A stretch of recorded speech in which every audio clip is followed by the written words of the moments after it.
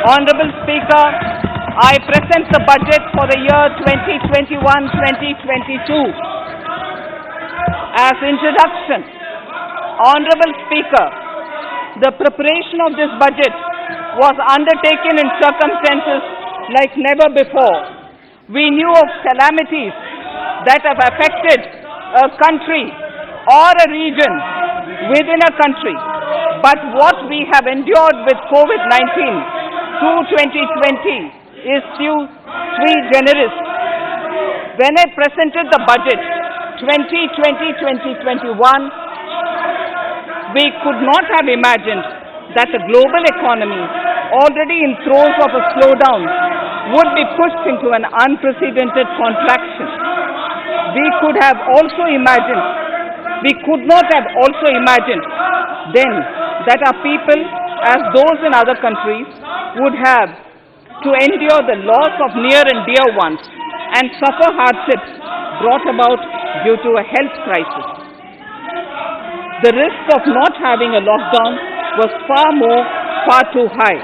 Within 48 hours of declaring a 3-week-long complete lockdown, the Prime Minister announced the Pradhan Mantri Garib Kalyan Yojana, valued at 2.76 lakh crores, that provided free food grain to 800 million people, free cooking gas for 80 million families for months, and cash directly to over 400 million farmers, women, elderly, the poor, and the needy. Even as a large section of citizens stayed home, milk, vegetables, fruit suppliers, health and sanitary workers, truck drivers, railways and public transport workers, bank employees, electricity workers, annadatas, police, firemen and the armed forces all had to go about their work as normal, but with the additional anxiety of the virus hanging over them. We recognize this, and I think I speak on behalf of everybody in this august house when I express my heartfelt gratitude to these men and women for how they were able to carry out their work and duty to provide for the nation's basics over those crucial months. Speaker, sir, for public good, honorable members of parliament and members of legislative assemblies too offered their salaries. In May 2020, the government announced the Atmanirbhar Bharat package. To sustain the recovery further into the year, we also rolled out 2 more Atmanirbhar packages, 2 and 3. Total financial impact of all the Atmanirbhar Bharat packages, including measures taken by the RBI, was estimated to be about 27.1 lakh crores, which amounts to more than 13% of our GDP.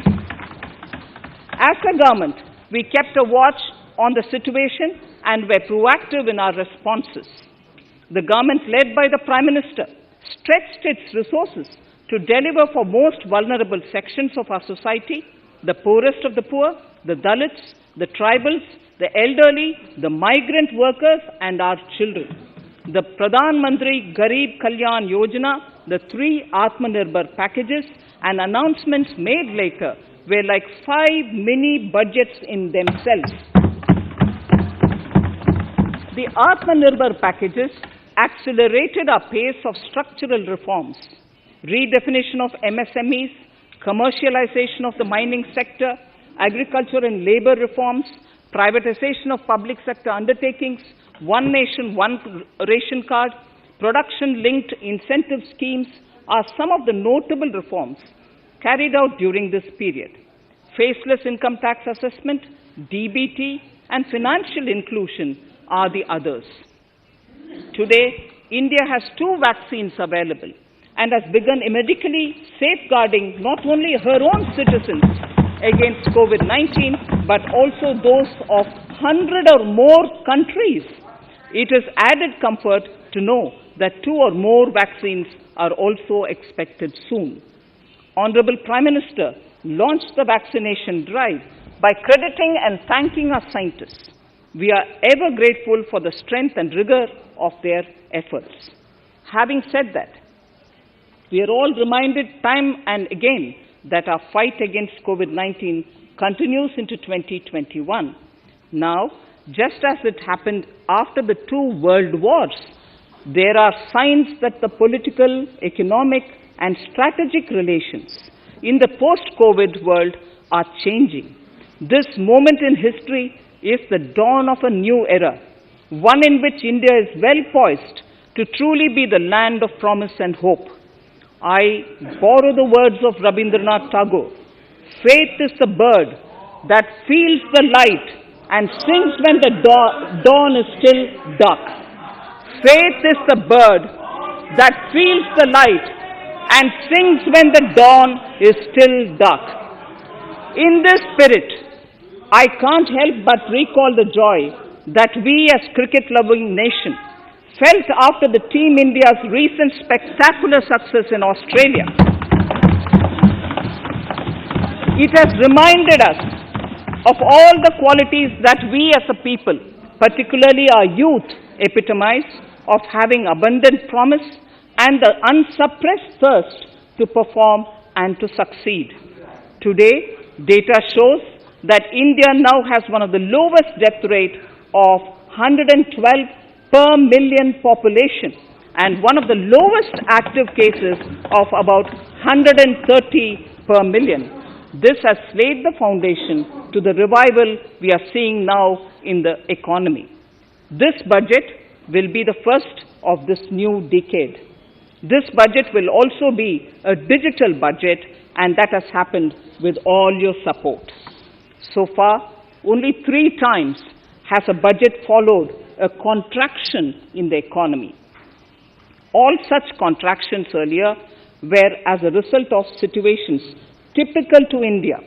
This time, the contraction in our economy is due to a global pandemic, just like in several other countries. Having said that, I want to confidently state that our government is fully prepared to support and facilitate the economy's reset. This budget provides every opportunity for our economy to raise and capture the pace that it needs for a sustainable growth. 2021 is the year of many important milestones for our history. I mention a few of these. It is the 75th year of independence, 60 years of Goa's accession to India, 50 years of the 1971 India-Pakistan War. It will be the year of the 8th census of independent India.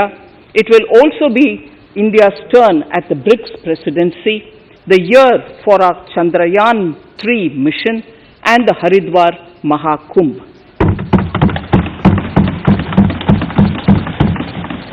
Honorable Speaker, before I commence Part A of the budget, I want to take a moment to acknowledge how isolating and distancing seemed like insurmountable challenges for a country like ours that has people coming together in times of crisis. It hurts us in many ways.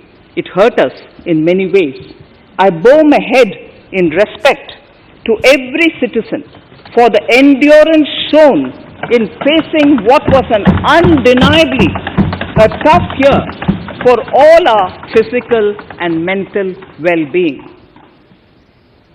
Part A. In Part A, I wish to lay a vision for Atmanirbhar Bharat. Atmanirbhar Bharat or Atmanirbarta is not a new idea. Ancient India was largely self-reliant and equally a business epicenter of the world. Atmanirbhar Bharat is an expression of the 130 crore Indians who have full confidence in their capabilities and skills. We are already part of international groupings such as the G20 and the BRICS, the Coalition for Disaster Resilient Infrastructure, and the International Solar Alliance are realities today due to India's efforts. The proposals in Part A will further strengthen the sankalp of nation first, doubling farmers' income, strong infrastructure, healthy India, good governance, opportunities for youth, education for all, women empowerment, and inclusive development, among others. Additionally, also on the path to fast implementation are the 13 promises we had made in the budget of 2015-16, which were to materialize during the Amrit Mahotsav of 2022 on the 75th year of our independence. They too resonate with the vision of Atmanirbharta. The budget proposals for 21-22 rest on 6 pillars: health and well-being, physical and financial capital and infrastructure, inclusive development for aspirational India, reinvigorating human capital, innovation and R&D, and as 6th, minimum government and maximum governance. I now move to talking about the first pillar, health and well-being. Even at the outset, I would like to say that the investment on health infrastructure in this budget has increased substantially. Progressively, as institutions absorb more, we shall commit more. Taking a holistic approach to health, we focus on strengthening 3 areas: preventive, curative, and well-being. Health systems. A new centrally sponsored scheme, PM Atmanirbhar Swasth Bharat Yojana, will be launched with an outlay of about 64,180 crores over 6 years. This will develop capacities of primary, secondary, and tertiary care health systems, strengthen existing national institutions, and create new institutions to cater to detection and cure of new and emerging diseases. This will be in addition to the National Health Mission. The main interventions under the scheme are support for over 17,000 rural and 11,000 urban health and wellness centers, setting up integrated public health labs in all districts, and 3,382 block public health units in 11 states, establishing critical care hospital blocks in 602 districts and 12 central institutions, strengthening of National Center for Disease Control, its 5 regional branches and 20 metropolitan health surveillance units, expansion of the integrated health information portal to all states and UTs to connect all public health labs, operationalization of 17 new public health units, and strengthening of 33 existing public health units at points of entry, that is, at 32 airports, 11 seaports, and 7 land crossings, setting up of 15 health emergency operation centers and 2 mobile hospitals, and setting up of a National Institution for One Health, a regional research platform for WHO, World Health Organization, Southeast Asia Region Office, 9 biosafety level 3 laboratories, and 4 regional national institutes for virology. Nutrition. To strengthen nutritional content, delivery, outreach, and outcome, we will merge the supplementary nutrition program and the Poshan Abhiyan and launch the Mission Poshan 2.0. We shall adopt an intensified strategy to improve nutritional outcomes across 112 aspirational districts. Universal coverage of water supply. The World Health Organization has repeatedly stressed the importance of clean water, sanitation, and clean environment as a prerequisite to achieving universal health. The Jal Jeevan Mission Urban will be launched. It aims at universal water supply in all 4,378 urban local bodies with 2.86 crores household tap connections as well as liquid waste management in 500 Amrit cities. It will be implemented over 5 years with an outlay of 2,87,000 crores.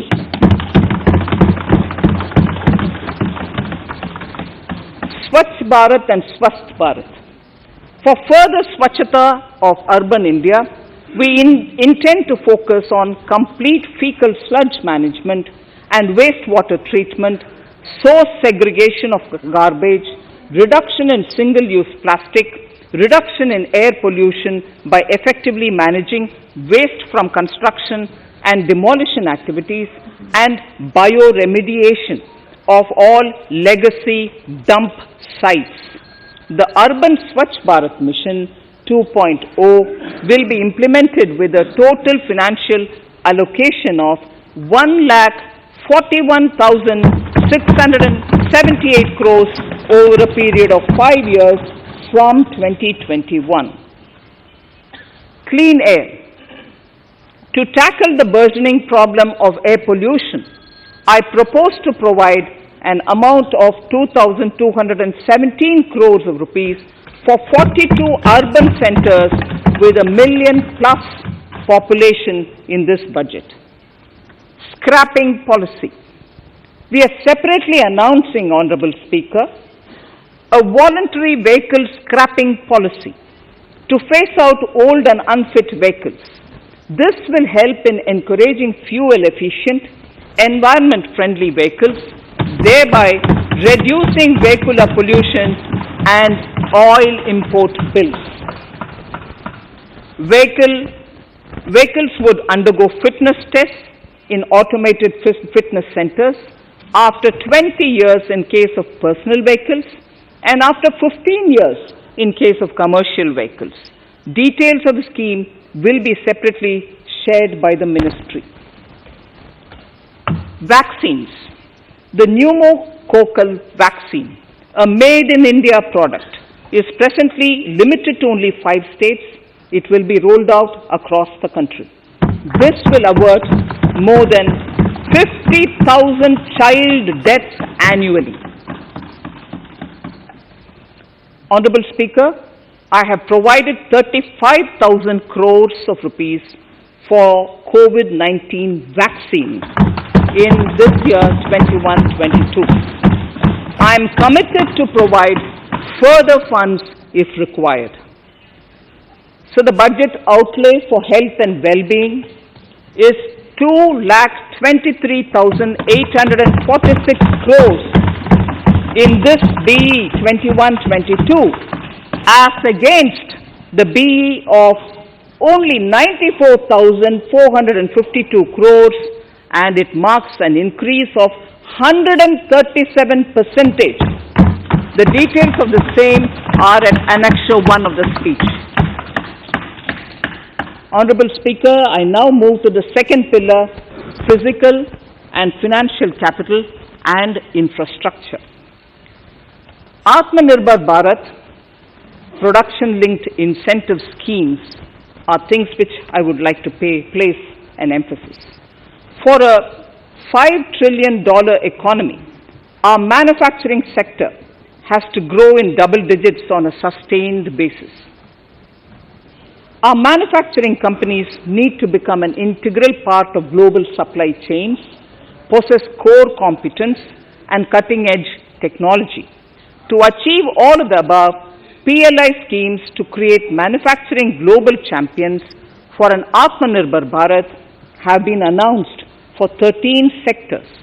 For this, the government has committed nearly 1.97 lakh crores over 5 years starting this financial year.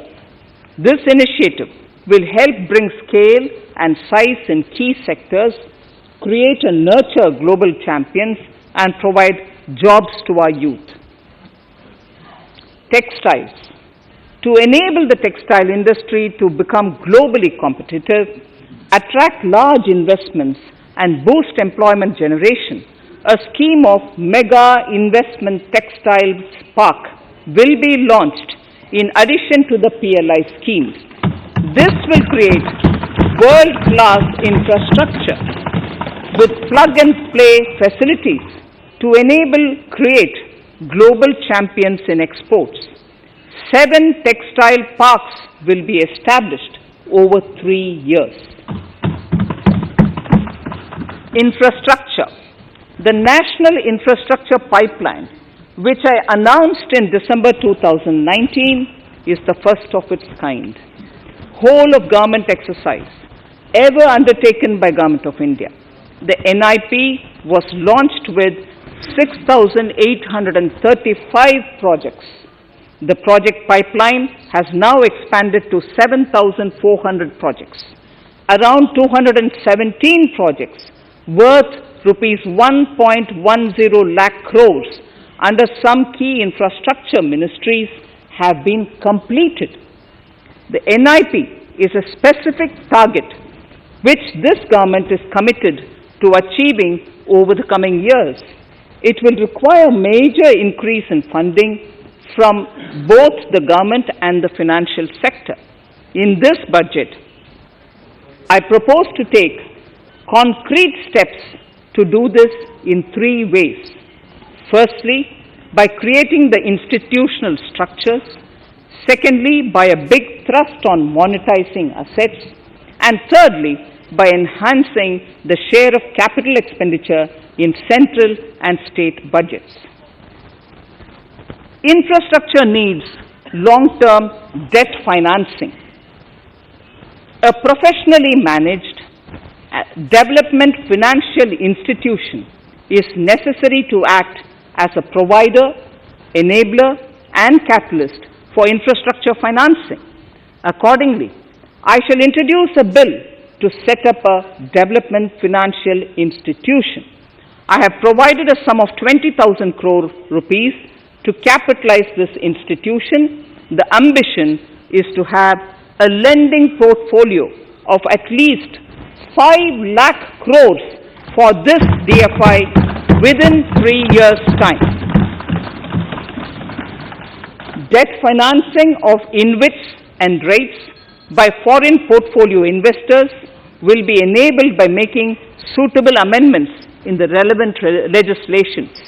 This will further ease access of finance to InvITs and rates, thus augmenting funds for infrastructure and real estate sectors. Asset monetization. Monetizing operating public infrastructure.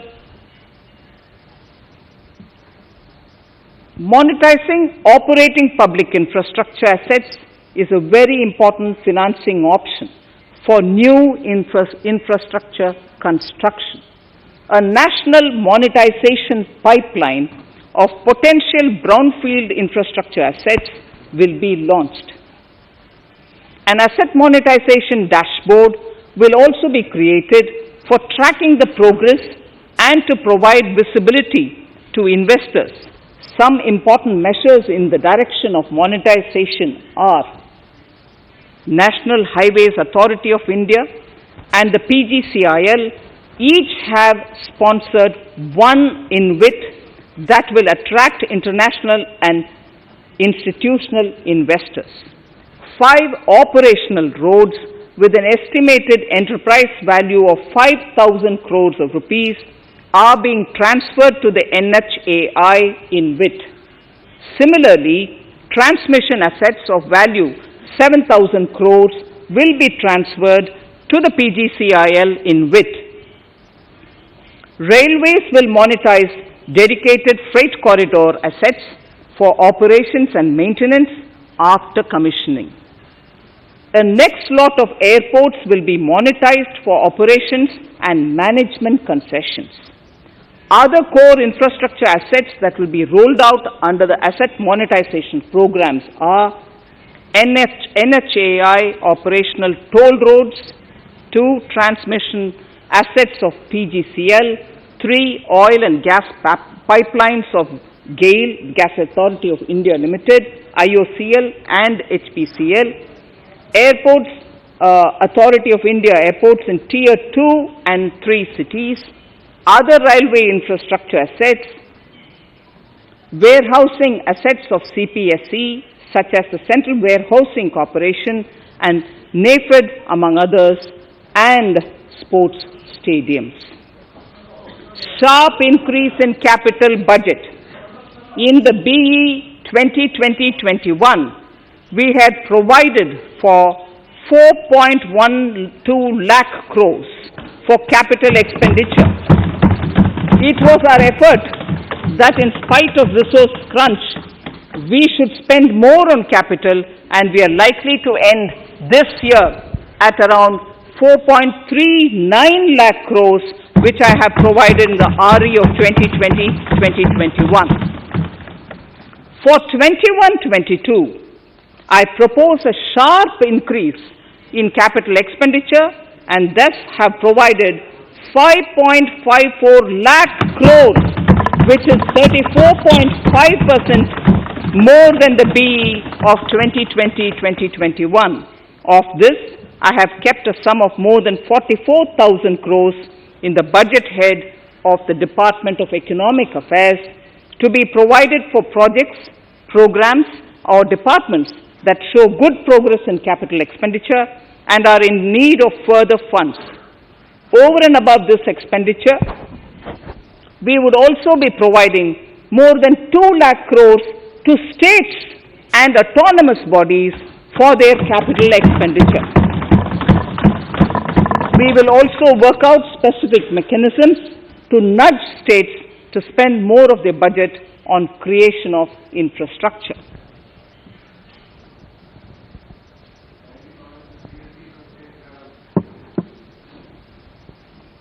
Roads and highways infrastructure.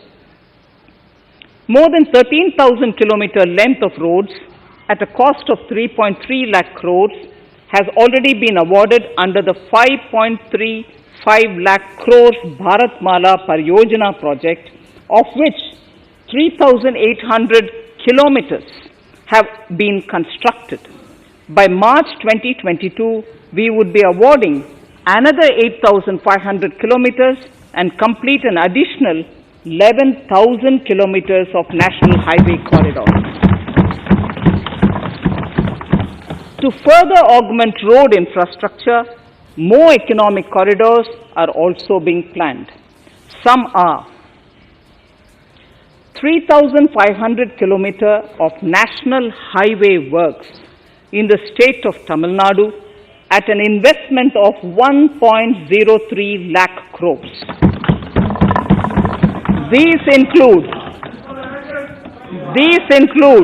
Madurai-Kollam corridor, Chittoor-Tachur corridor, and construction will start next year. Second, 1,100 kilometers of national highway works in the state of Kerala at an investment of 65,000 crores, including 600 kilometer section of Mumbai-Kanyakumari corridor in Kerala. Third, 675 kilometer of highway works in the state of West Bengal at a cost of 25,000 crores, including upgradation of existing road Kolkata-Siliguri.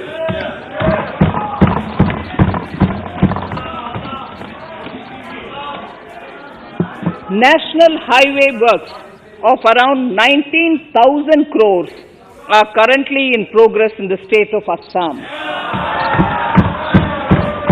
Further works of more than 34,000 crores covering more than 1,300 kilometers of national highways will be undertaken in the state in the coming 3 years. Some of the flagship corridors and other important projects that would see considerable activity in 2021-22 are in Annexure 2 to my speech.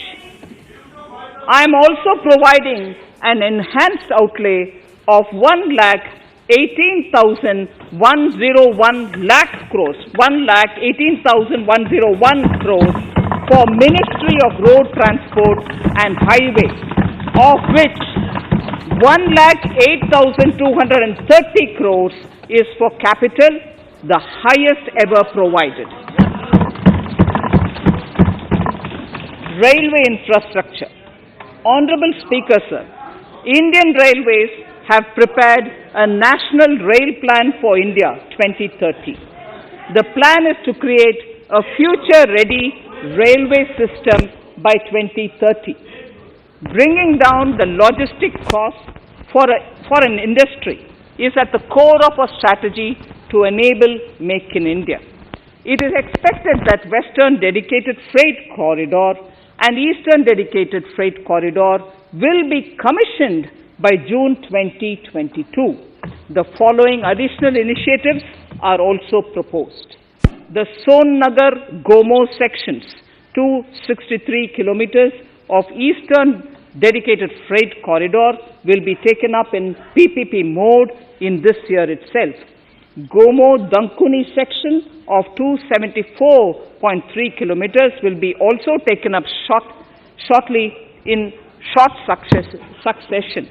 We will undertake future dedicated freight corridor projects, namely East Coast Corridor from Kharagpur to Vijayawada, East-West Corridor from Bhusaval to Kharagpur to Dankuni, and North-South Corridor from Itarsi to Vijayawada.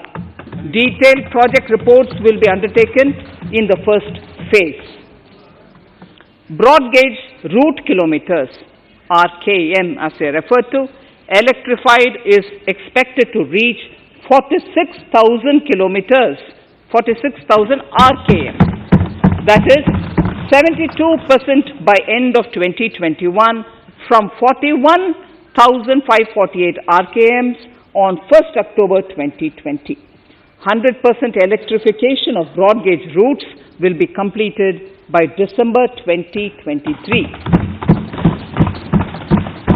For passenger convenience and safety, the following measures are being proposed.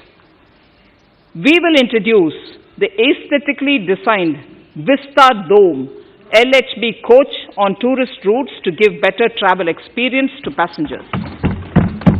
The safety measures undertaken in the past few years have borne results. To further strengthen this effort, high-density network and highly utilized network routes of Indian Railways will be provided with an indigenously developed automatic train protection system that eliminates train collision due to human error. I am providing a record sum of 1,10,055 crores for railways, of which 1,07,100 crores is for capital expenditure only. Urban infrastructure. We will work towards raising the share of public transport in urban areas through expansion of metro rail networks and augmentation of city bus services. A new scheme will be launched at a cost of 18,000 crores to support augmentation of public bus transport services.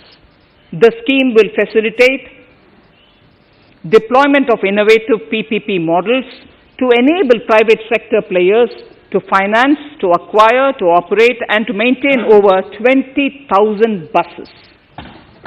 The scheme will boost the automobile sector, provide fillip to economic growth, create employment opportunities for our youth, and enhance ease of mobility for urban residents. A total of 702 kilometers of conventional metro is operational, and another 1,016 kilometers of metro and RRTS is under construction in 27 cities. Two new technologies, that is Metro Light and Metro Neo, will be deployed to provide metro rail systems at much lesser cost with same experience, convenience and safety in Tier 2 cities and peripheral areas of Tier 1 cities also. Central counterpart funding will be provided to Kochi Metro Railway Phase 2 of 11.5 kilometer at a cost of 1,957.05 crores. Chennai Metro Railway Phase 2 of 118.9 kilometers at a cost of 63,246 crores. Bengaluru Metro Railway Project Phase 2A and 2B of 58.19 kilometers at a cost of 14,788 crores.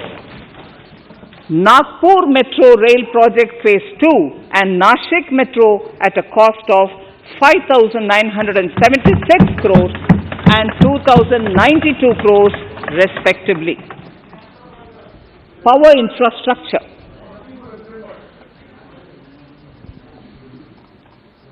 The past 6 years have seen a number of reforms and achievements in power sector. We have added 139 gigawatts of installed capacity, connected an additional 2.8 crore households, and added 1.41 lakh circuit kilometers of transmission lines. The distribution companies across the country are monopolies, either government or private. There is a need to provide choice to the consumers by promoting competition. A framework will be put in place to give consumers alternatives to choose from among more than one distribution companies. I read that sentence again. A framework will be put in place to give consumers alternatives to choose from among more than one distribution company. The viability of distribution companies is a serious concern. A revamped, reforms-based, results-linked power distribution sector scheme will be launched with an outlay of 3,05,984 crores over 5 years. The scheme will provide assistance to DISCOMs for infrastructure creation, including prepaid smart metering, feeder separation, upgradation of systems, etc., tied to financial improvements.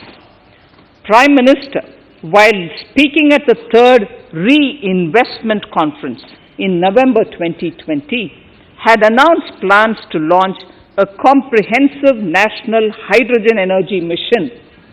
It is now proposed to launch a hydrogen energy mission in 2021-22 for generating hydrogen from green power sources. Ports, shipping and waterways. Major ports will be moving from managing their operational services on their own to a model where a private partner will manage it for them. For the purpose, 7 projects worth more than 2,000 crores will be offered by the major ports on private-public partnership mode in FY 21-22. A scheme for promoting flagging of merchant ships in India will be launched by providing subsidy support to Indian shipping companies in global tenders floated by ministries and CPSCs. An amount of 1,624 crores will be provided over 5 years. This initiative will enable greater training and employment opportunities for Indian seafarers, besides enhancing Indian companies' share in global shipping. India has enacted Recycling of Ships Act in 2019 and acceded to the Hong Kong International Convention. Around 90 ship recycling yards at Alang in Gujarat have already achieved HKC compliant certificates. Efforts will be made to bring more ships to India from Europe and Japan. Recycling capacities of around 4.5 million light displacement ton LDT will be doubled by 2024.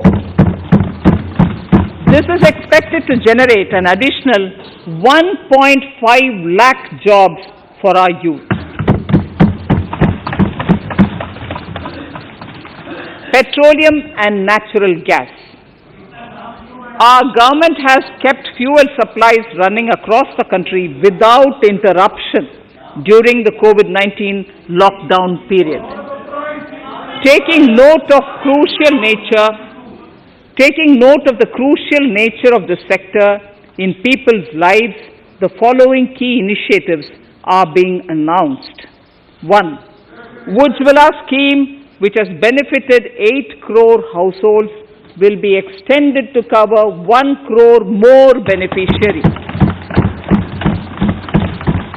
We will add 100 more districts in next 3 years to the city gas distribution network. A gas pipeline project will be taken up in the Union Territory of Jammu and Kashmir. An independent gas transport system operator will be set up for facilitation and coordination of booking of common carrier capacity in all natural gas pipelines on a non-discriminatory open access basis. Financial capital. I propose to consolidate the provisions of the SEBI Act 1992, Depositories Act 1996, Securities Contracts Regulation Act 1956, and Government Securities Act 2007 into a rationalized single securities markets code. The government would support the development of a world-class fintech hub at the GIFT Ifsc. To instill confidence amongst the participants in corporate bond market during times of stress and to generally enhance secondary market liquidity, it is proposed to create a permanent institutional framework. The proposed body would purchase investment-grade debt securities both in the stressed and normal times and help in the development of the bond market. In the budget 2018-19, government had announced its intent to establish a system of regulated gold exchanges in the country. For the purpose, SEBI will be notified as the regulator, and Warehousing Development and Regulatory Authority will be strengthened to set up a commodity market ecosystem arrangement, including vaulting, assaying, logistics, etc., in addition to warehousing.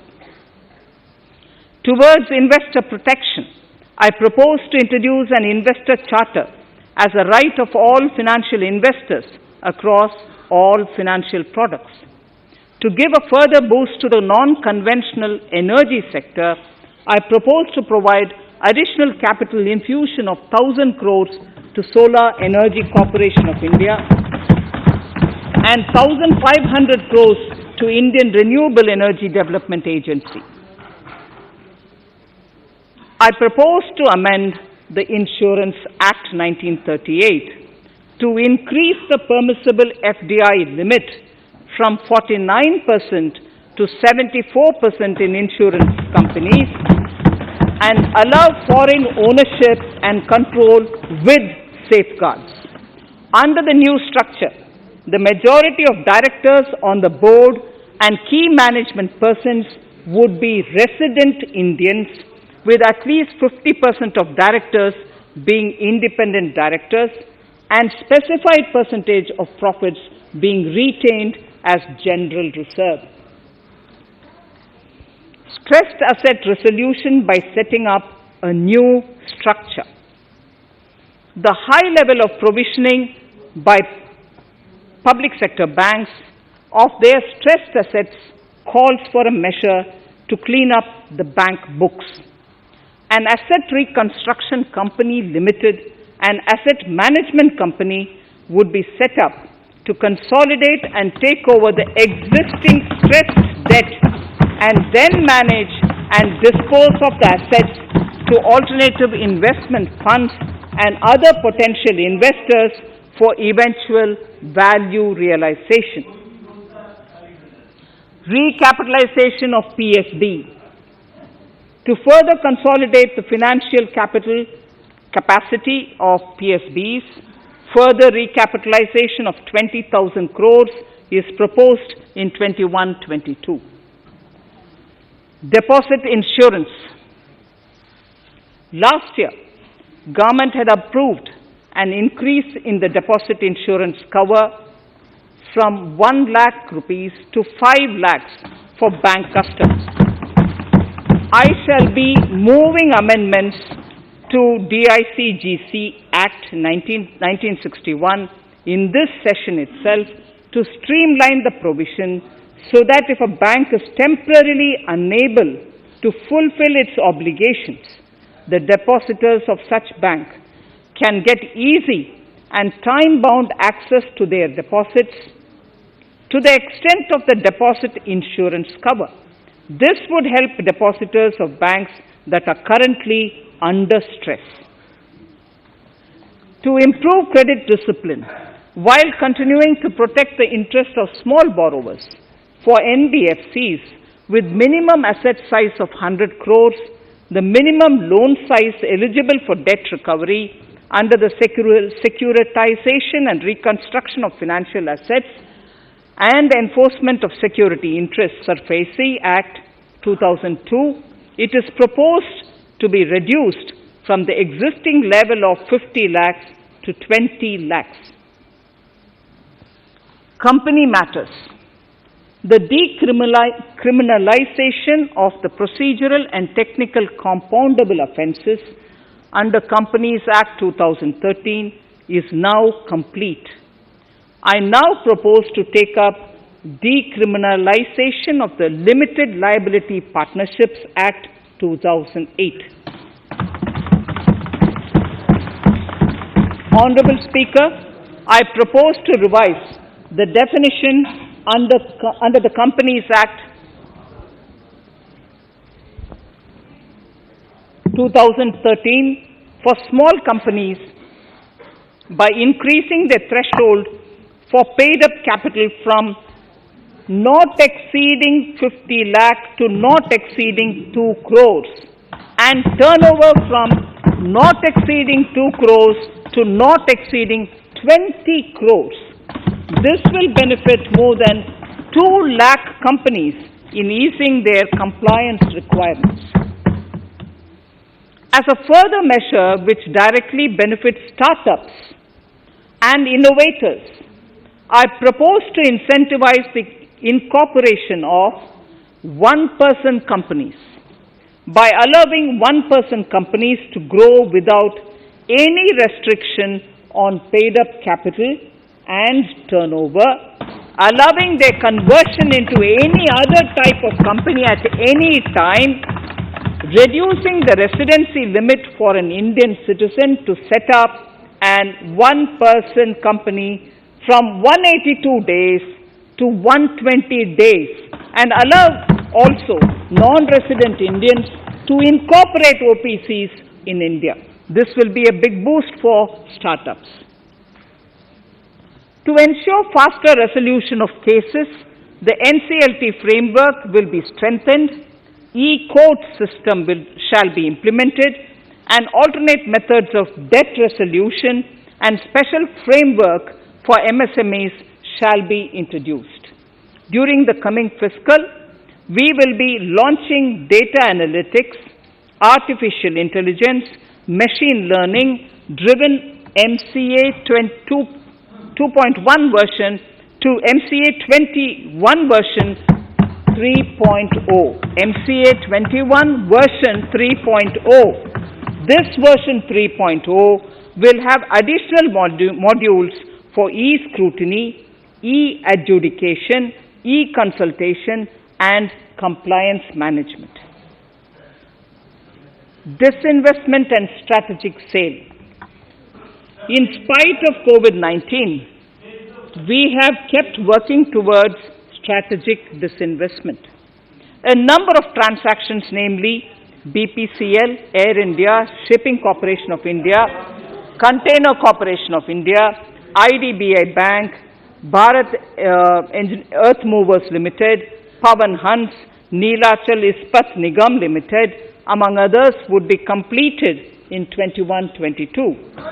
Other than IDBI Bank, we propose to take up the 2 public sector banks and 1 general insurance company in the year 21-22. This would require legislative amendments, and I propose to introduce the amendments in this session itself. In 21-22, we would also bring the IPO of LIC, for which I am bringing the requisite amendments in this session itself. In the Atmanirbhar package, I had announced that we will come out with a policy of strategic disinvestment of public sector enterprises. I am happy to inform the House that the government has the government has approved the said policy. The policy provides a clear roadmap for disinvestment in all non-strategic and strategic sectors. We have kept 4 areas that are strategic, where bare minimum CPSEs will be maintained and rest privatized. In the remaining sectors of all CPSEs will be privatized. The main highlights of the policy are mentioned in Annexure 3. To fast forward the disinvestment policy, I am asking NITI to work out on the next list of centre public sector companies that would be taken up for strategic disinvestment. To similarly incentivize states to take to disinvestment of their public sector companies, we will work out an incentive package of central funds to states. Idle assets will not contribute to Atmanirbhar Bharat. The non-core assets largely consist of surplus land with government ministries and departments and public sector enterprises. Monetizing of land can either be by way of direct sale or concession, or by similar means.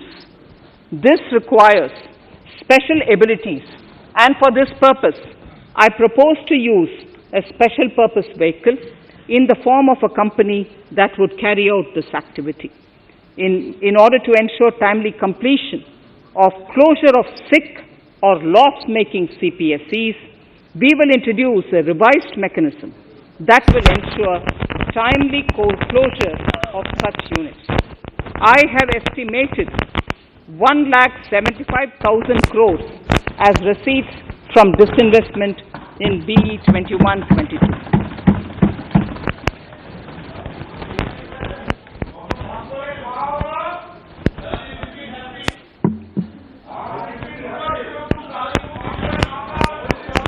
Government financial reforms. Under the Treasury Single Account, the TSA system, autonomous bodies directly draw funds from the government's account at the time of actual expenditure, saving interest costs. We will extend the TSA system for universal application from 21-22. On the recommendation of the 15th Finance Commission, we have undertaken a detailed exercise to rationalize and bring down the number of centrally sponsored schemes. This will enable consolidation of outlays for better impact. The government is committed to the development of multi-state cooperatives and will provide all support to them. To further streamline the ease of doing business for cooperatives, I propose to set up a separate administrative structure for them. So the third pillar of Atmanirbhar Bharat, inclusive development for aspirational India. Honorable Speaker, sir, under this pillar, I will cover agriculture and allied sectors, farmers' welfare and rural India, migrant workers and labour, and financial inclusion. Agriculture. Our government is committed to the welfare of farmers. The MSP regime has undergone a sea change to assure price that is at least 1.5 times the cost of production across all commodities.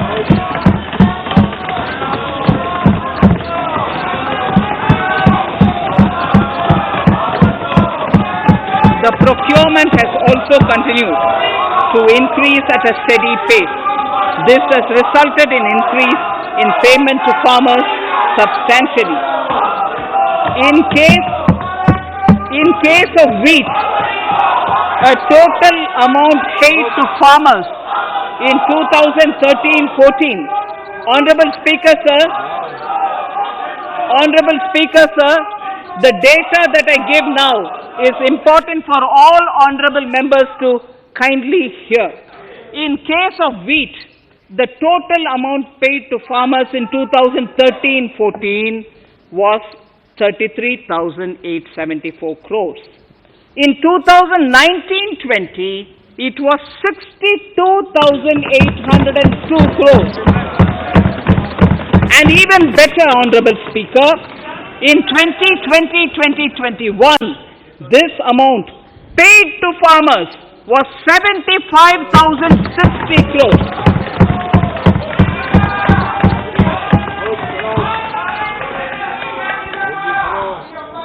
Honorable Speaker, again an important fact, the number of wheat growing farmers that were benefited increased in 2020-21 to 43.36 lakhs compared to 35.57 lakhs in 2019-20. That much of an increase within 1 year. For paddy, again an important data. For paddy, the amount paid in 2013-14 was 63,928 crores. In 2019-20, this increased to 1,41,930 crores. Even better, in 2020-2021,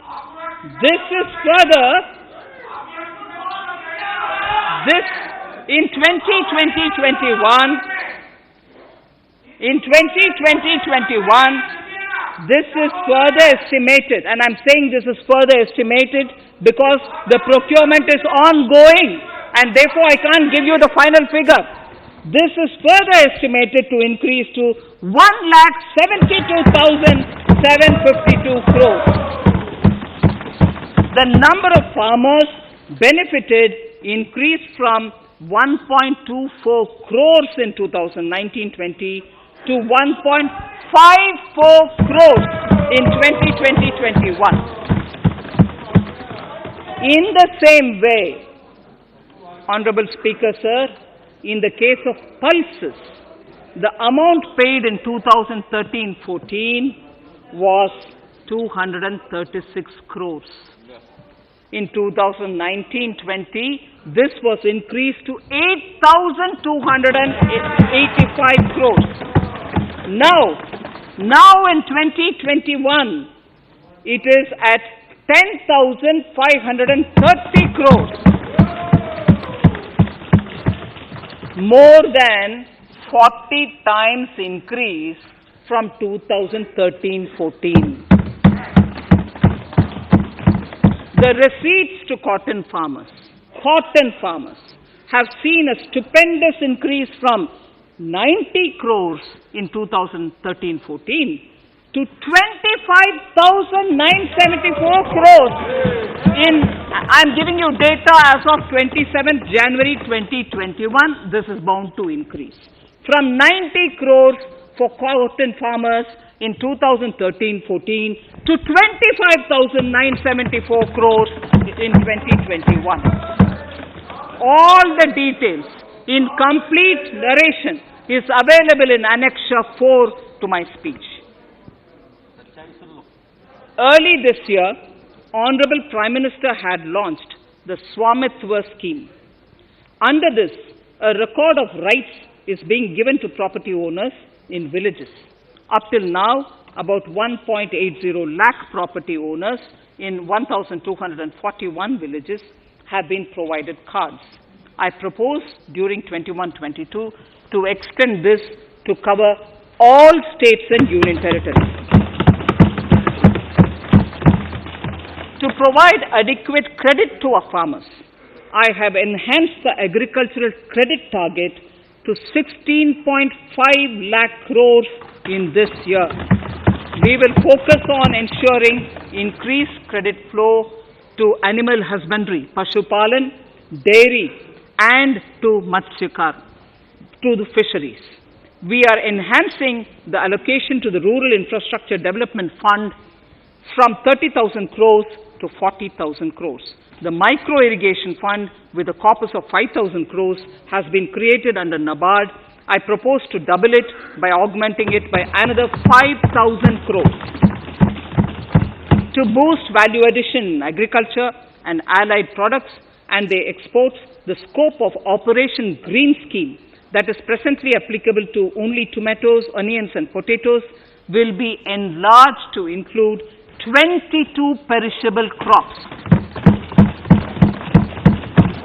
Around 1.68 lakh crore farmers, around 1.68 crore farmers are registered, and 1.14 lakh crores of rupees trade value has been carried out through e-NAMs, the National Agricultural Market. Keeping in view the transparency and the competitiveness that e-NAM has brought into the agricultural market, 1,000 more mandis will be integrated with e-NAM. Honorable Speaker, sir, with all this, the Agricultural Infrastructure Fund would be made available to the APMCs for augmenting their infrastructure facilities.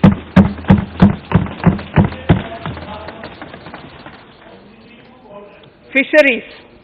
I am proposing substantial investments in the development of modern fishing harbors and fish landing centers.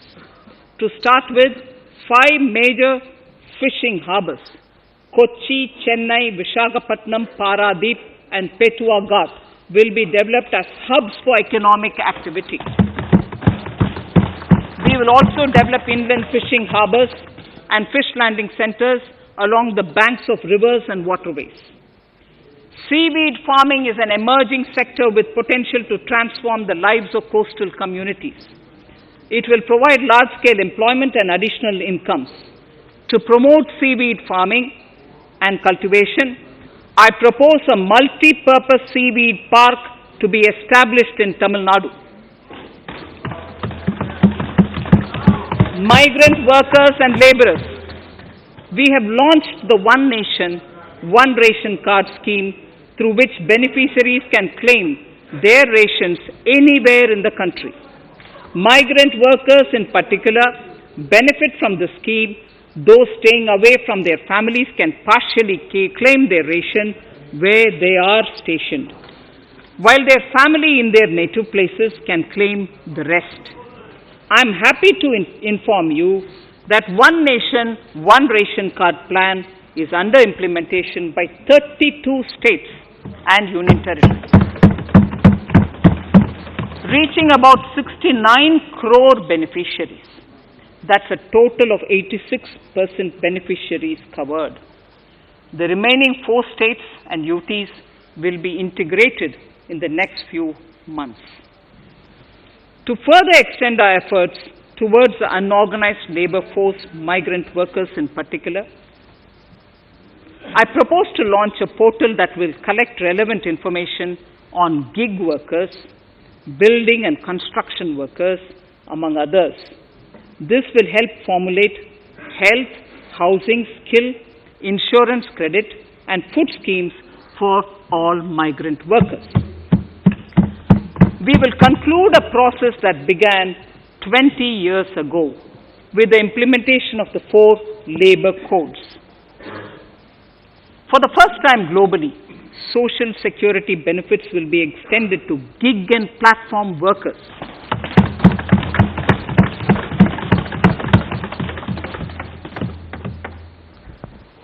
Minimum wages will apply to all categories of workers, and they will all be covered by the Employees State Insurance Corporation.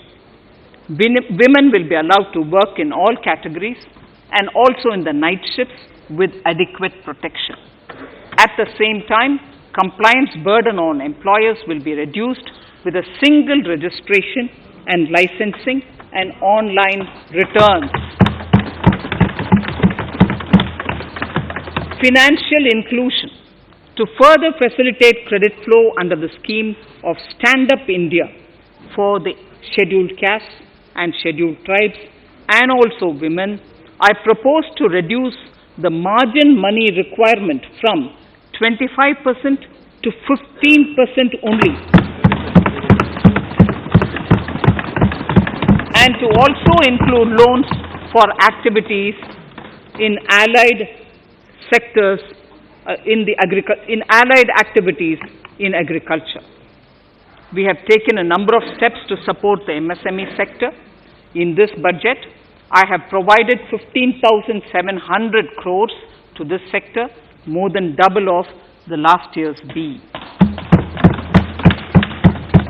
Honorable Speaker, sir, I now go to the fourth pillar, reinvigorating human capital. The national education policy announced recently has had good reception. In school education, more than 15,000 schools will be qualitatively strengthened to include all components of the national education policy. They shall emerge as exemplar schools in their regions, hand-holding and mentoring other schools to achieve the ideals of policy. 100 new Sainik schools will be set up in partnership with NGOs, private schools and states. Higher education. In Budget 2019-20, I had mentioned about the setting up of a higher education commission in India. We would be introducing the legislation this year to implement the same. It will be an umbrella body having 4 separate vehicles for standard setting, accreditation, regulation, and funding. Many of our cities have various institutions, universities, and colleges supported by the Government of India. Hyderabad, for example, has about 40 major institutions. In 9 such cities, we will create a formal umbrella structure so that these institutions can have better synergy while also retaining their internal autonomy. A glue grant will be set aside for this purpose. For accessible higher education in Ladakh, I propose to set up a central university in Leh.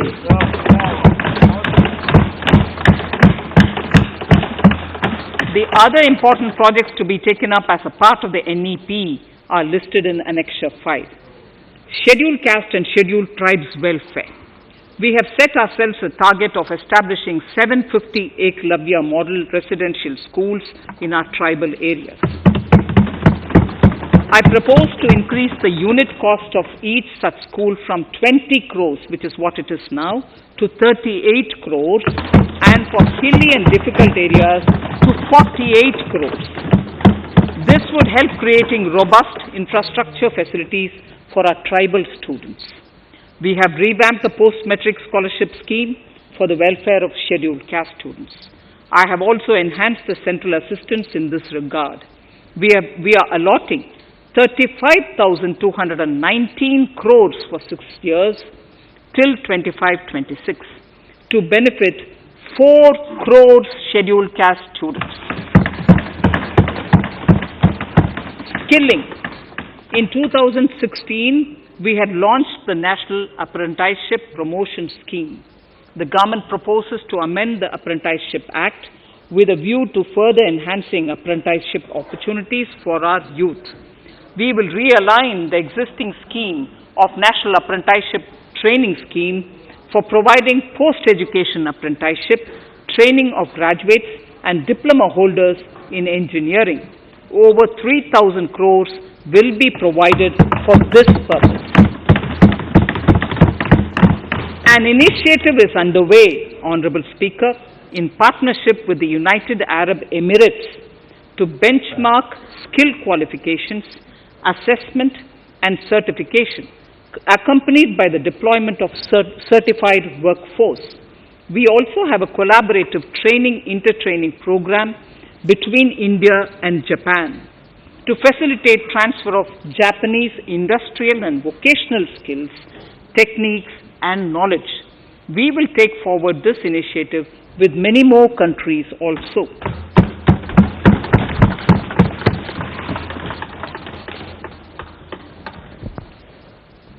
Innovation and R&D.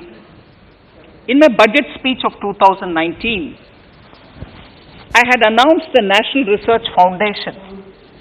We have now worked out the modalities, and the NRF outlay will be of 50,000 crores over 5 years. It will ensure that the overall research ecosystem in the country is strengthened with focus on identified national priority thrust areas. There has been a manifold increase in digital payments in the recent past. To give a further boost to digital transactions, I earmarked 1,500 crores for a proposed scheme that will provide financial incentive to promote digital mode of payment. We will undertake a new initiative, National Language Translation Mission. This will enable the wealth of governance and policy-related knowledge on the Internet being made available in major Indian languages.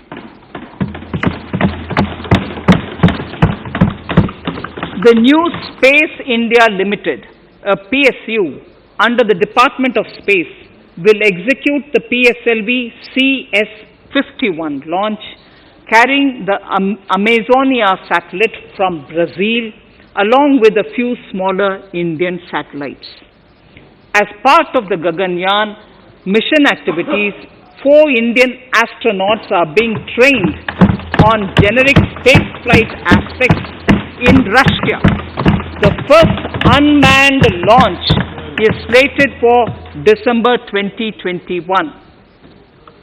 Our oceans are a storehouse of living and non-living resources. To better understand this realm, we will launch a deep ocean mission with a budget outlay of more than 4,000 crores over 5 years. This mission will cover deep ocean survey exploration and projects for the conservation of deep sea biodiversity. I come to the 6th pillar, Honorable Speaker, minimum government, maximum governance. Honorable Speaker, sir, this is the last of the 6 pillars.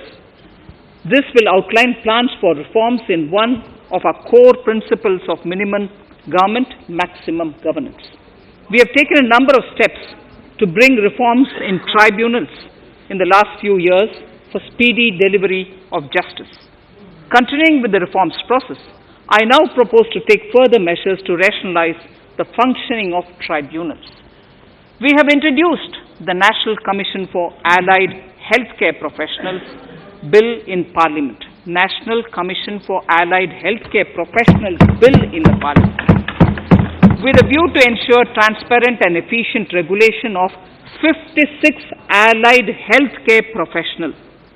Additionally, to bring about transparency, efficiency, and governance reforms in the nursing profession, the National Nursing and Midwifery Commission Bill will be introduced by the government for passing. To have ease of doing business for those who deal with government or CPSEs and carry out contracts, I propose to set up a conciliation mechanism and mandate its use for quick resolution of contractual disputes. This will instill confidence in private investors and contractors. Honorable Speaker, sir, the forthcoming census could be the first digital census in the history of India.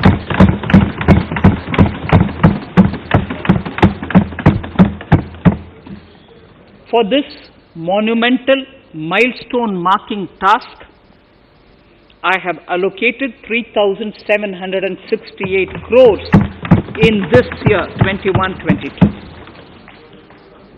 Honorable Speaker, Goa is celebrating the Diamond Jubilee year of the state's liberation from Portuguese rule. From the Government of India's side, I propose to grant 300 crores to the Government of Goa for the celebration. I propose to provide 1,000 crores for the welfare of tea workers, especially women and children in Assam and West Bengal. A special scheme will be devised for the same.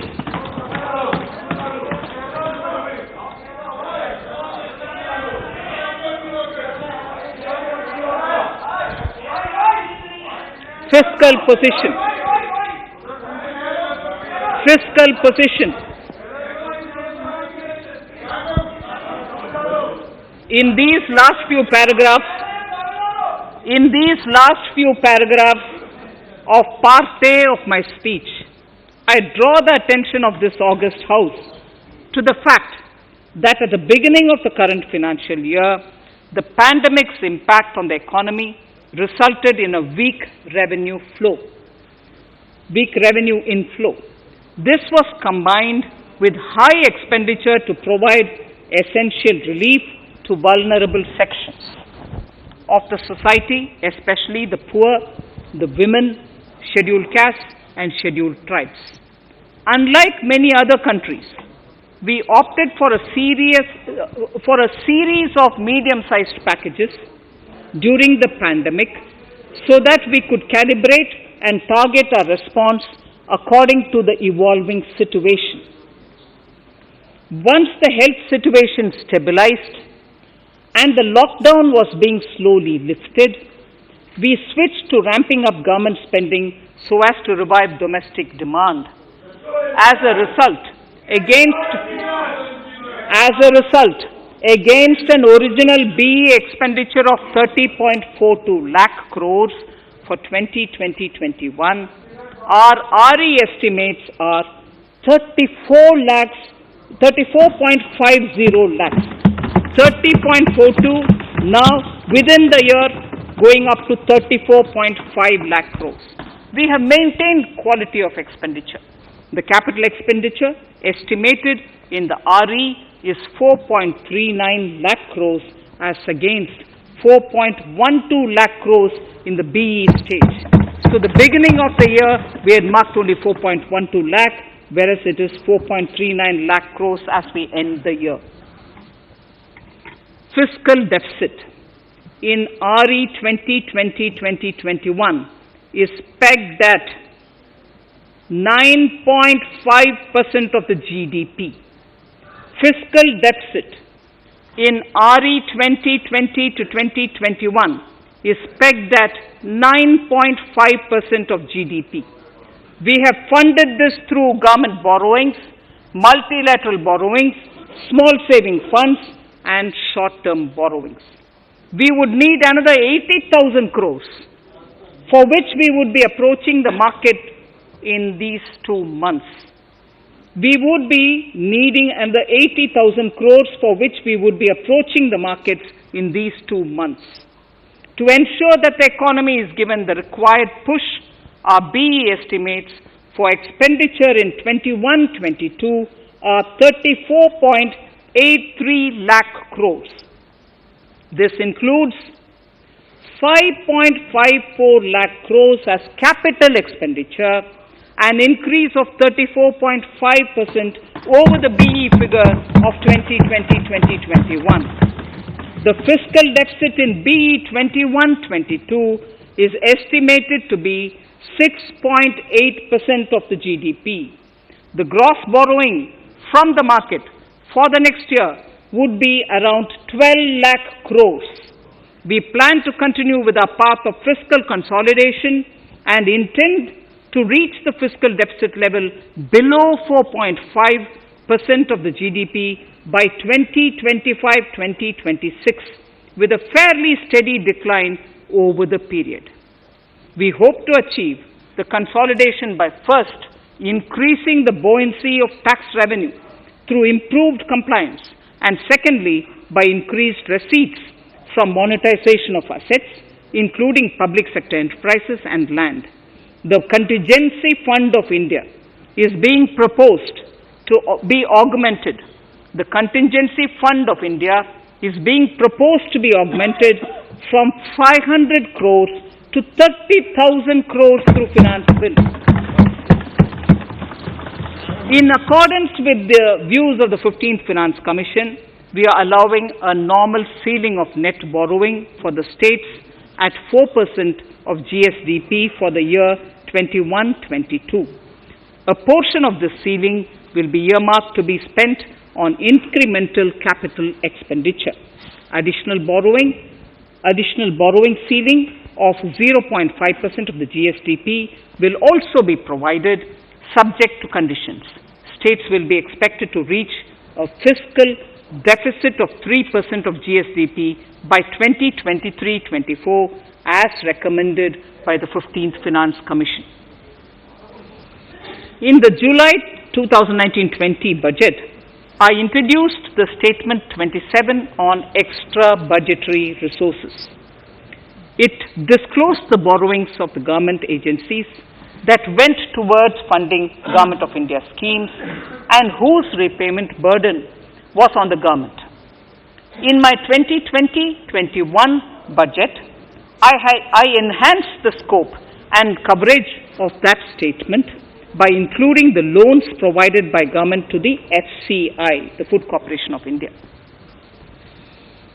Taking a step further in this direction, I propose to discontinue the NSSF loan to FCI for food subsidy, and accordingly, budget provisions have been made in RE 2020-21 and in the BE 2021-22.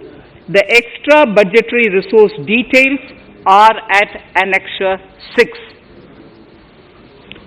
We know that the FRBM Act mandates fiscal deficit of 3% of GDP to be achieved by 31st March 2020-2021. The effect of this year's unforeseen and unprecedented circumstances has necessitated the submission of a deviation statement under Sections 4 of Subclause 5 and Section 7, Subclause 3b of the FRBM Act, which I am laying on the table of the House as part of the FRBM documents. Towards achieving central government fiscal deficit along the broad path that I have already indicated, I will be introducing an amendment to the FRBM Act. Honorable Speaker, on the 9th of December 2020, the 15th Finance Commission submitted its final report covering the period 2021 to 2026 to the Rashtrapati Ji. The government has laid the Commission's report along with the explanatory memorandum in the Parliament, retaining the vertical shares of the states at 41%. We recognize our commitment to fiscal federalism and propose, therefore, to adhere to this recommendation. Jammu and Kashmir in the 14th Finance Commission was entitled to get devolution being a state. Now the funds of the UTs of Jammu Kashmir and Ladakh would be provided by the centre. I have also provided on the Commission's recommendation 1,18,452 crores as revenue deficit grant to 17 states in 21-22 as against 74,340 crores to 14 states in 2020-21. Honorable Speaker, I would now move to Part B of my speech.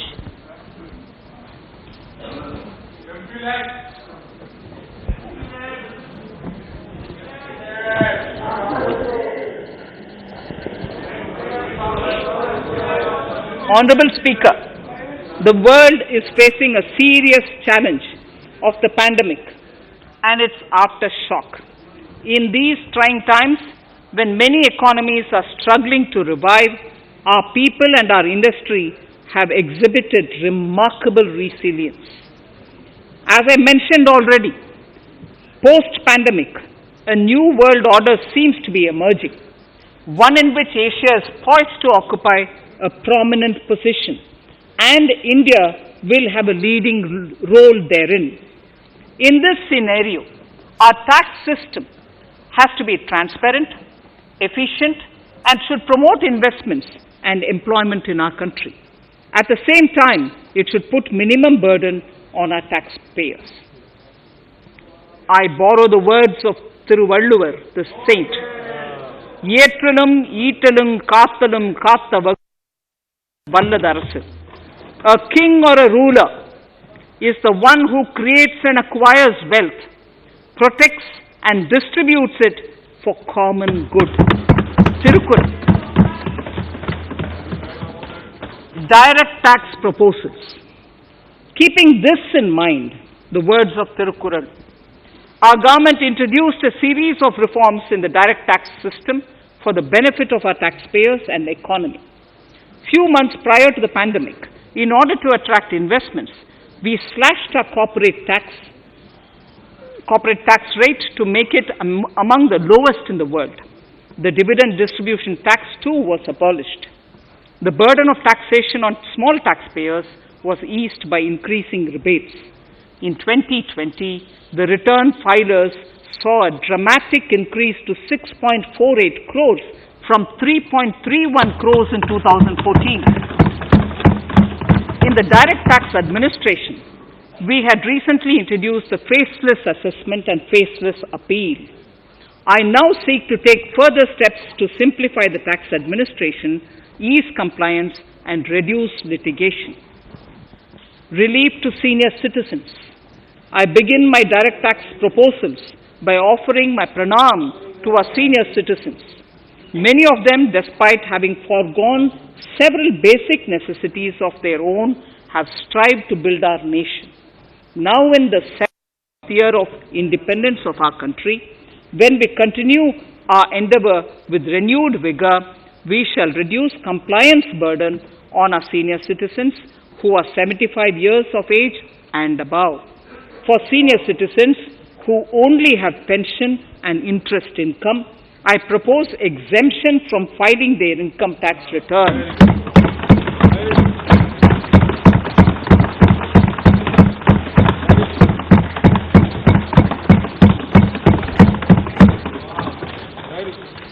The paying bank will deduct the necessary tax on their income. Reduction in time for income tax proceedings. This is a very key announcement if you are asking.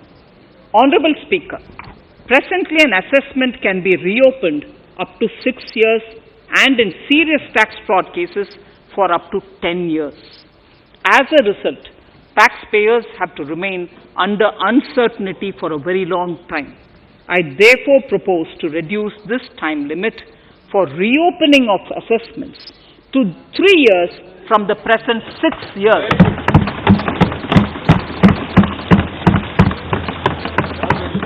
In serious tax evasion cases too, only where there is evidence of concealment of income of 50 lakh or more in a year. In serious tax evasion cases too, only where there is evidence of concealment of income of 50 lakh or more in a year can the assessment be reopened up to 10 years. Even this reopening can be done only after the approval of the Principal Chief Commissioner, the highest level of Income Tax Department. Setting up the Dispute Resolution Committee. Honorable Speaker, it has been the resolve of this government to reduce litigation which mars the present taxation system. The government came out with the Direct Taxation Vivad Se Vishwas scheme to give taxpayers an opportunity to settle long-pending disputes and be relieved to further strain on their time and resources. The response from taxpayers has been the best ever, as over 110,000 taxpayers have already opted to settle tax disputes of over 85,000 crores under the scheme.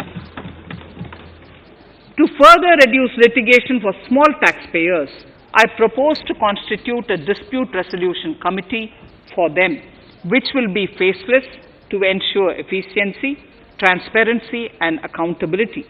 Anyone with a taxable income up to 50 lakh and disputed income up to 10 lakh shall be eligible to approach the committee. Faceless IT-AT. For ease of compliance and to reduce discretion, we are committed to make the taxation processes faceless. The government has already introduced faceless assessment and appeal this year. The next level of income tax appeal is the Income Tax Appellate Tribunal.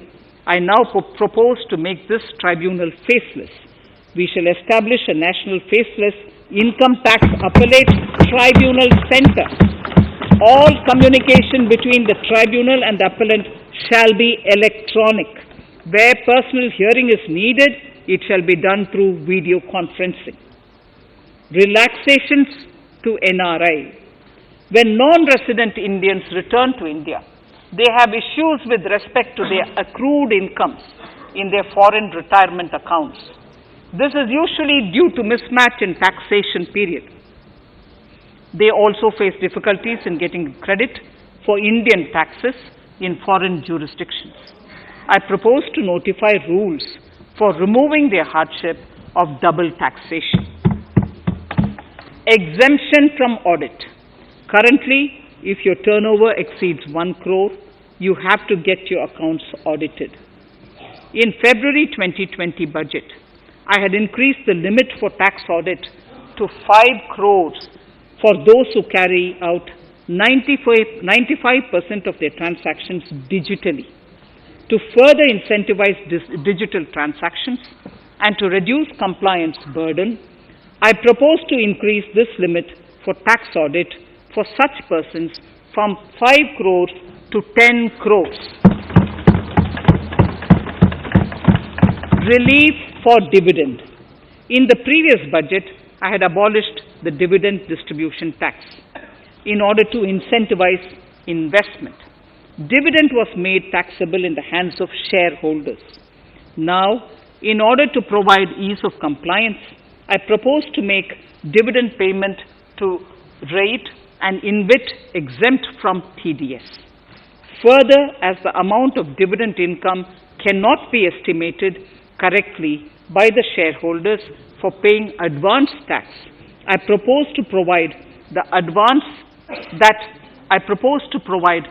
that advance tax liability on dividend income shall arise only after the declaration or payment of dividend. Also, for the foreign portfolio investors, I propose to enable deduction of tax on dividend income at lower treaty rate. Attracting foreign investment into infrastructure sector. In the last budget, for attracting foreign investment in the infrastructure sector, we had granted 100% tax exemption, subject to certain conditions, to foreign sovereign wealth funds and pension funds on their income from investment in Indian infrastructure. We have noticed that few of such funds are facing difficulties in meeting some of the conditions. In order to ensure that a large number of funds invest in India, I propose to relax some of these conditions relating to prohibition on private funding, restriction on commercial activities, and direct investment in infrastructure. In order to allow funding of infrastructure by issue of zero coupon bonds, I propose to make notified infrastructure debt funds eligible to raise funds by issuing tax-efficient zero coupon bonds. Affordable housing.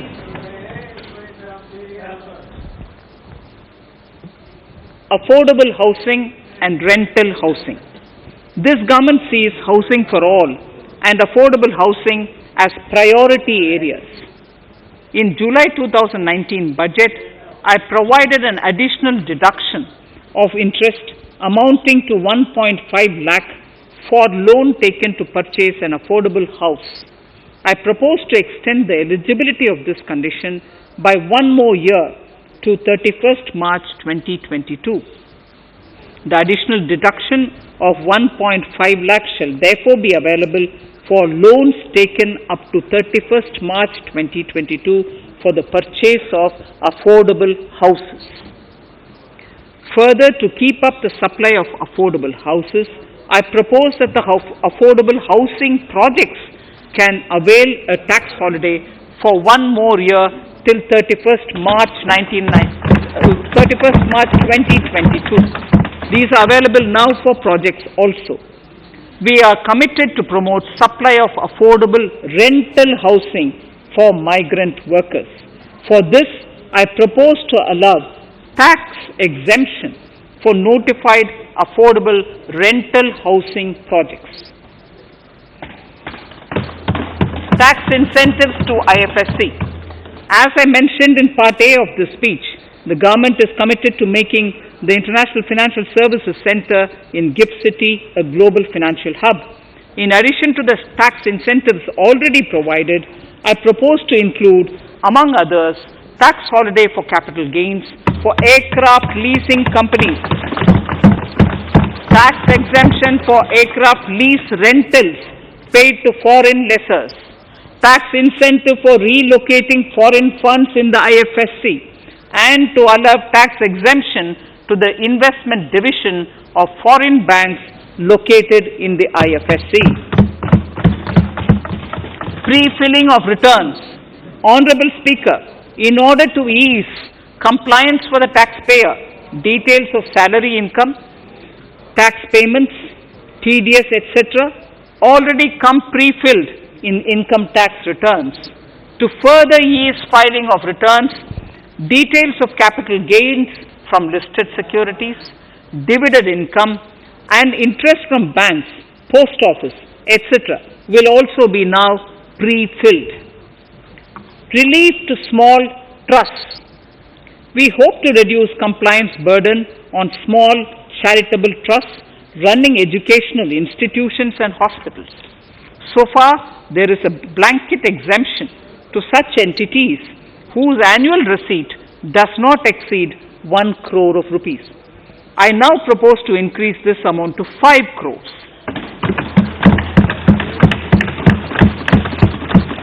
Labor welfare. We have noticed that some employers deduct the contribution of employees toward provident funds, superannuation funds, and other social security funds, but do not deposit these contributions within the specified time. For these employees, this means a loss of interest or income. In cases where an employer later becomes financially unviable, non-deposit results in a permanent loss for the employees. In order to ensure that employees' contributions are deposited on time, I reiterate that the late deposit of employees' contribution by the employer will not be allowed as deduction to the employer.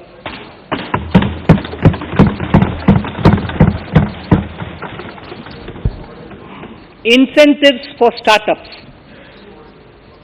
In order to incentivize startups in the country, I propose to extend the eligibility for claiming tax holiday for startups by 1 more year, till 31st March 2022. Further, in order to incentivize funding for the startups, I propose to extend the capital gains exemption for investment in startups by 1 more year, till 31st March 2022. Sir, I now come to Indirect Tax Proposals, GST. Before I come to my Indirect Tax Proposals, I would like to appraise the House on GST.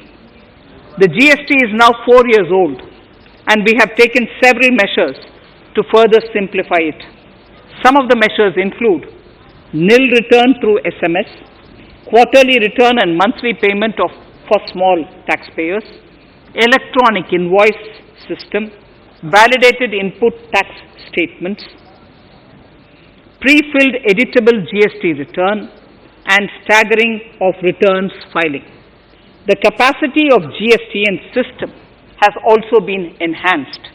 We have also deployed deep analytics and artificial intelligence to identify tax evaders and fake billers and launched special drives against them. The results speak for themselves. We have made record collections in the last few months. The GST Council has painstakingly thrashed out thorny issues.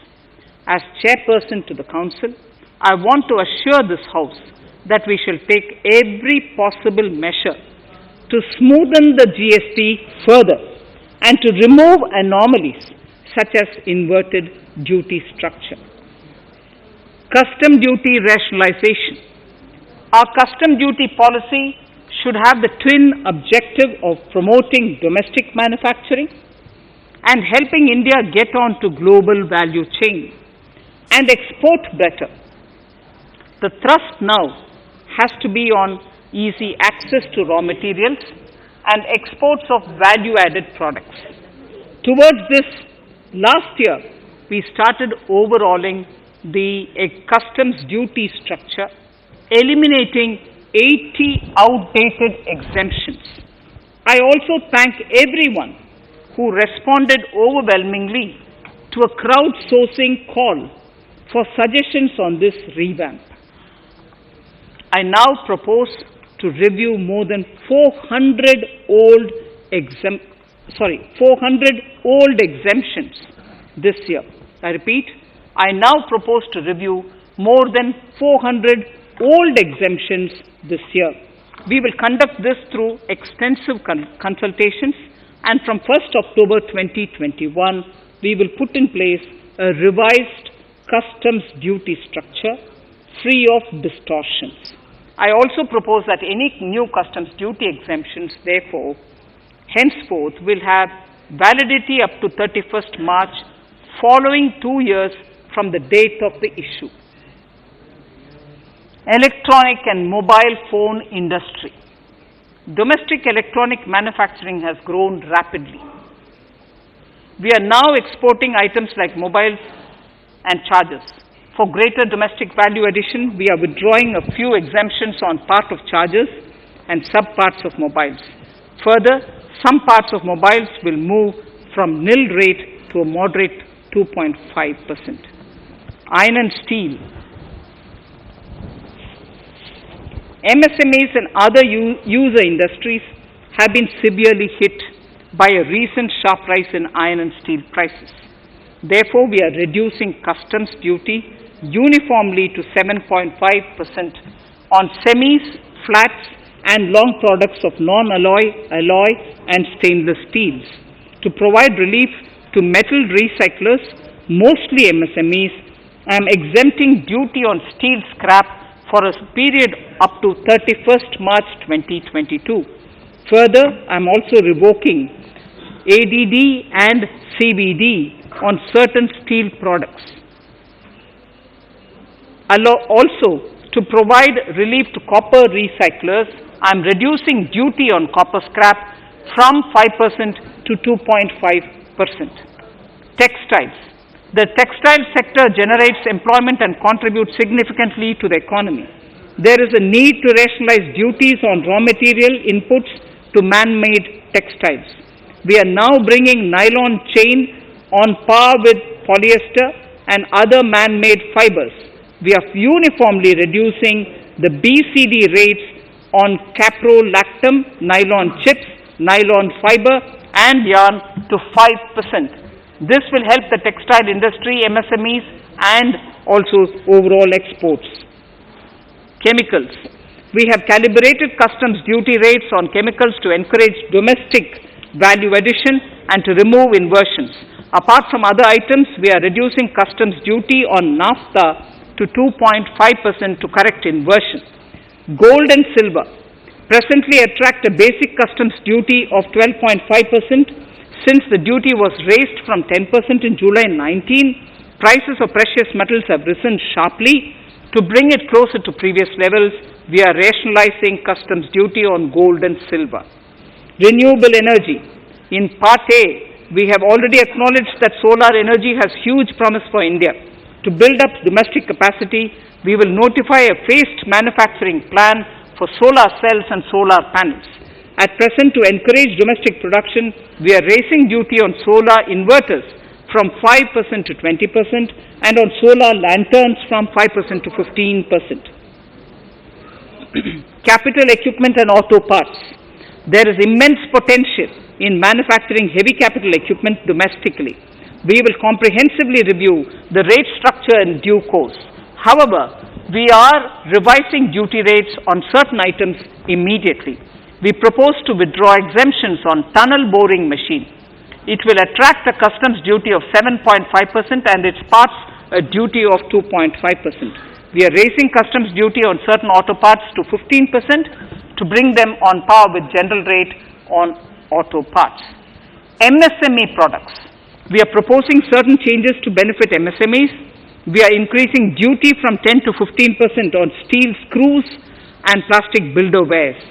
On prawn feed, we increase it from 5 to 15%. We are rationalizing exemption on import of duty-free items as an incentive to exporters of garments, leather and handicraft items. Almost all of these items are made domestically by our MSMEs.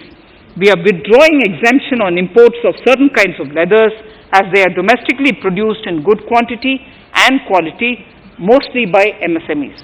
We are also raising customs duty on finished synthetic gemstones to encourage domestic processing. Agriculture products to benefit farmers.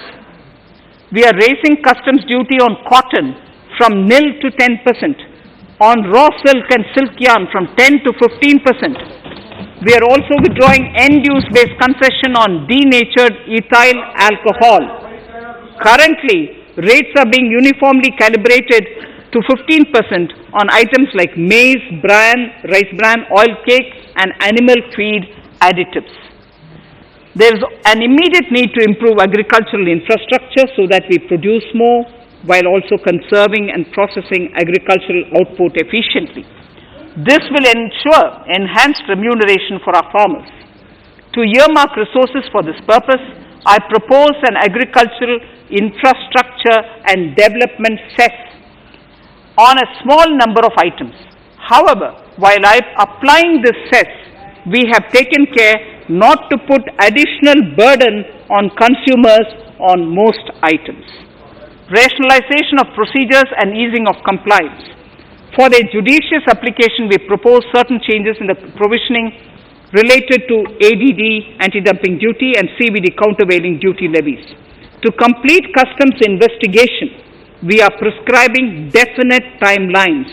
In 2020, we rolled out the Turant Customs Initiative, which brought in faceless, paperless, and contactless customs measures.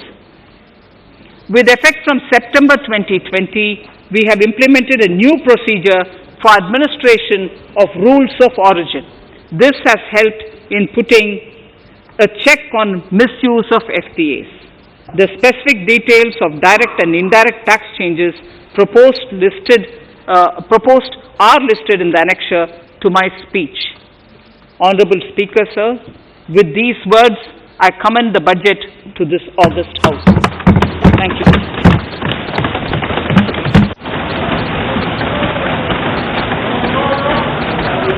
Item number 1. Manya Mantri ji, item number 1. Sorry, I don't have it with me. Sir, I wish to place on table the 15th Finance Commission report.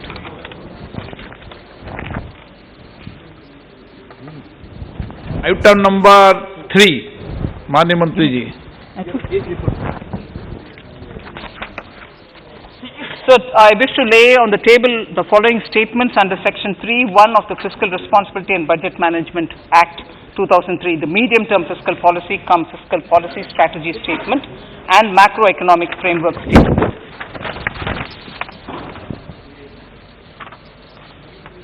Item number 4. So I wish to seek your permission to move for leave to introduce the Finance Bill 2021. प्रश्न ये कि विधेयक को पुनर्स्थापित करने की अनुमति प्रदान की जाए। जो सदस्य इसके पक्ष में हाँ कहें, जो सदस्य इसके विरोध में ना कहें। मेरे विचार में निर्णय हाँ वालों के पक्ष में हुआ, हाँ वालों के पक्ष हुआ। माननीय मंत्री जी विधेयक को So I wish to introduce the bill.